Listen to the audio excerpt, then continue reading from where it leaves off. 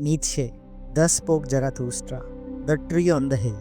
पहाड़ की ढलानों पर बैठा हुआ युवक, थका हुआ, उदास, मानो अपनी ही गहराई से डरता हो। जराथुस्ट्रा उसके पास आता है और पेड़ को छूते हुए कहता है, मैं इसे हिला नहीं सकता, पर अदृश्य हवा इसे मोड़ देती है। यही तो जीवन है, जो दिखाई नहीं देता वही हमें सबसे अधिक हिलाता है। मनुष्य भी उसी पेड़ की तरह है, जितना ऊंचा उठना चाहता है उतनी ही गहरी उसकी जड़ें अंधेरे में उतरती हैं। इच्छाएं ऊपर जाती हैं और भय नीचे। प्रकाश की प्यास बढ़ती है तो भीतर का अंधकार भी अपना दावा करता है। युवक कांप उठता है। यह विरोधाभास है।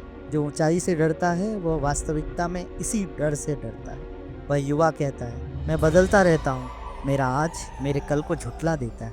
मैं परसों कुछ और था, आज कुछ और हूँ। जराथुस्ट्रा कहता है, ये तो स्वाभाविक है। पक्षी जब उड़ना सीखता है तो अपने पुराने कदमों को भूल जाता है।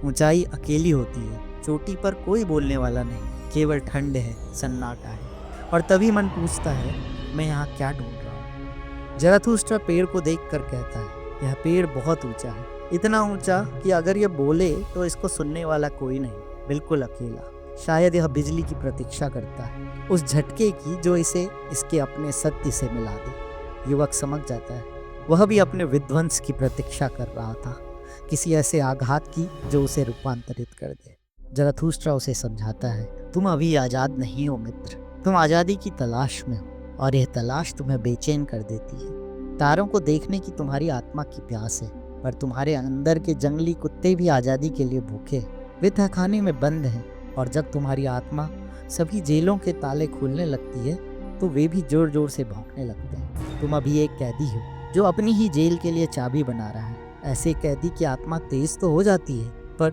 छलिया और दुष्ट भी। जो आत्मा मुक्त हुई है उसे भी अपने को शुद्ध करना होता है। जेल की बू अभी भी उस पर लगी हुई है, उसकी आंखों को अभी पवित्र होना बाकी है। और फिर जराथुस्ट्रा से और समझाता है, अपने भीतर के नायक को मत खो देना, अपनी सर्वोच्च आशा को पवित्र रखना, क्योंकि खतरा यह नहीं कि तुम बुरे हो जाओगे, खतरा यह है कि ऊंचाई से थककर कहीं साधारण न बन जाओ, छोटे सुखों में खो जाओ और आत्मा के तुम्हारे पंख टूट जाएं। मैंने ऐसे महान लोग देखे हैं जिन्होंने अपनी सर्वोच्च आशा खो दी और फिर उन्होंने सभी ऊंची आशाओं की निंदा शुरू कर दी। वे कहने लगे, आत्मा भी तो एक विषय वासना है, और उनके आत्मा के पंख टूट गए। अब वह रेंगती है और जहाँ चाटती है वहीं गंदगी फैलाती है। इसलिए सावधान रहना, अपने भीतर के नायक को बचाए रखना, क्योंकि ऊंचाई का रास्ता अकेला ही होता है और वहाँ केवल बिजली ही तुम्हारा स्वागत करती है।